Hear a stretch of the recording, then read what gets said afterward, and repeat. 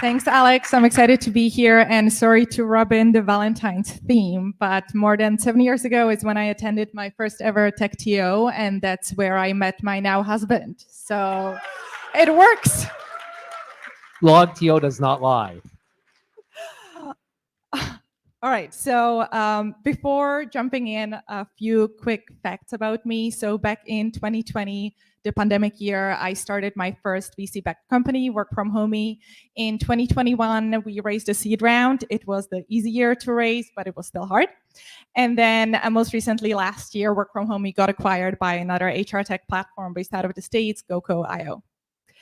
What I want to share with you today is what being a founder and most recently also an investor and advisor taught me about how to treat investor-founder relationships and how to make the most out of them.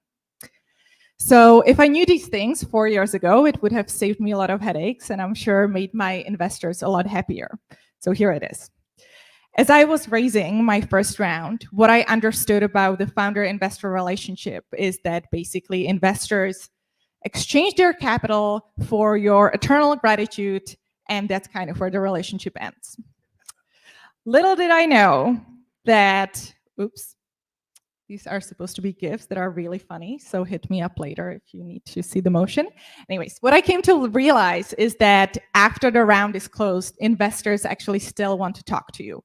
So they have a lot of questions, they have a lot of feedback, and it's kind of your responsibility as a founder to respond.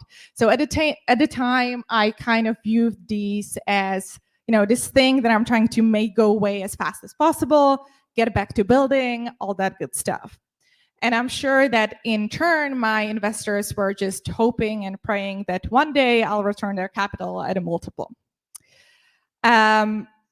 Now, today I understand there's a better way to treat this relationship that involves less thoughts and prayers and more transparent and effective communication. So behold, the investor helpfulness matrix. This is something that founders should understand while they're fundraising and accept their money accordingly, and get a good sense of which of their investors will want to be involved, which one of their investors have relevant knowledge and will really be able to insert themselves in helpful ways, which ones of them just want to be a silent check. And as a founder, time is a limited resource and you should spend it accordingly. So hopefully you're spending as much time as possible in the top right quadrant and as little time as possible in the top left. It is still your responsibility to manage this relationship. So if you keep getting hit up by somebody who's not really being helpful, kind of have to deal with that in a kind way. As a founder, it is your responsibility to be a great communicator. And for this, there's a few tools that you can use. One of them, dreaded by a lot of founders, but really, really important, investor updates. If you're a first-time early-stage founder, these really should be consistent. Personally, I'm of the belief that they should be monthly, not once every 2 months, not once every quarter. But these should be consistent. They should follow a template. They should be clear. You should make it easy for your investors to understand where your business is at. Secondly, you should make yourself available within reason and make it clear that you are available to answer any more complex questions or have difficult conversations. And lastly, the asks. So as a founder, it is your job to ask for help. It is your job to ask the right person for help, and it is your job to make it easy for your investors to help you. Now, for any, this is not in the right order, but that's cool too. For any starting investors, let's get back to that slide. Nope. It is your job to, it's not your job, but how you can be helpful to your founders is by showing support. So do respond to those investor updates, even if it's an emoji reaction, it goes a long way. Help them when they want to be helped and step aside if you can't really provide the right type of help, and wire quickly and just get out of the way. Again, as a founder, if your investors keep bugging you, they keep being annoying and asking your questions, it's a good thing. It means they haven't written you off. So count your blessings. They mean well. Your success is their success. At the same time, again, going back to investor updates, you really don't want to be this guy. If your investors are not hearing from you early on and your revenue hasn't exactly been tripling month over month, no news means bad news. So you do want to keep them in the loop. Been through this. So I hope this has been helpful in understanding how to turn your founder-investor relationship into a more mutually beneficial partnership. So thank you. I'll ask the first question. All right.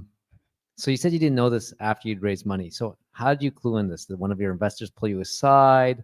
You know, there seems to be a lot of learning from not sending regular information to what to do. They just kept calling and emailing and WhatsApping and texting. And I mean, honestly, it was a series of factors that really made me clue in and understand, like, okay, these people are asking for too much of my time that I'm not spending selling. So I need to manage this relationship better, set a better expectation, make sure the conversations are actual strategic conversations, not, you know, updates on metrics, which just can be done in a better way, such as an investor update. It's a big takeaway. Yes, Yeah. it is appropriate. You ready for the ask that question? Uh-oh. Or it's hypothetical? It's real. Okay, great. So hi, I just stalked your page on LinkedIn a little bit, and I've learned that you did an Ironman earlier. Could you tell me how completing an Ironman directly relates to your success in work? Thank you for that question. It is absolutely appropriate.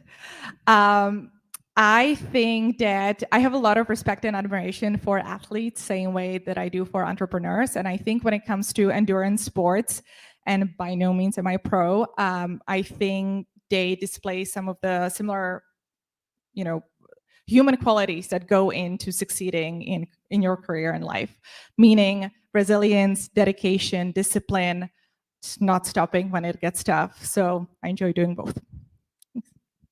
Next question. Hi. Hi. You're talking about how to manage investors, and that's very helpful. Thank you. But how do you get investors? As the title of this talk has said, this is about the post-race part. So I understand there might be a lot of the pre-race part questions in this audience. Let's take it offline. Maybe the better question would be not how do you find investors, but how did you find your husband? Can we get the story? Can we get the official story 7 years ago? What went down? Should I have pulled up our wedding photos too? Well, so he very awkwardly in his startup t-shirt, kind of sweaty, bless his soul, with his laptop, walked over to me and Alex, should I keep going? You don't seem too happy about this. Anyway, yeah, we struck up a conversation. It actually took us about 8 months of very genuine friendship to, you know, become partners. So all in good faith here. It's not like a creepy thing. So I think there's a lot of hope that was given to sweaty dudes wearing startup t-shirts tonight. My husband is also an exited founder, so he's very resilient and understands persistence and determination. And Jason, I'm disappointed you didn't take an opportunity to promote our YouTube channel, where there's actually a lot of past presenters who've talked about raising money. So just look at our YouTube channel to find some interesting speeches on that. Well said, Alex. Thank you. I think everyone was more interested in the dating aspect, but that was good too. All right, one last question. Go ahead, stand up. Okay. First of all, wasn't the husband the first investor, by the way? So, sorry, can you repeat that? I'm saying, wasn't the husband the first investor, actually? No, he wasn't. Okay. So my question was, okay, so when you send investor updates, was it, okay, should you send it to prospect, like potential investors, or no, like existing investors? Or if you send to both, like they should be different, or, you know, they should be probably the same? Yeah, I get it. That's a great question, and I'm a big fan of this. So what I did at WFHomie and what I recommend everybody to do is kind of keep 2 updates. One of them that reveals all the metrics and everything that goes to your actual investors. The other one, I called it the Friends of WFHomie update, which followed a similar template, but wouldn't share all of those metrics in depth. And what I would do with that update is share it with the relevant people in the ecosystem, which might have been investors that had passed on you because you weren't at the right stage or whatever. But these are the people that you kind of want to keep in the loop and make sure that they keep up with what your company is up to.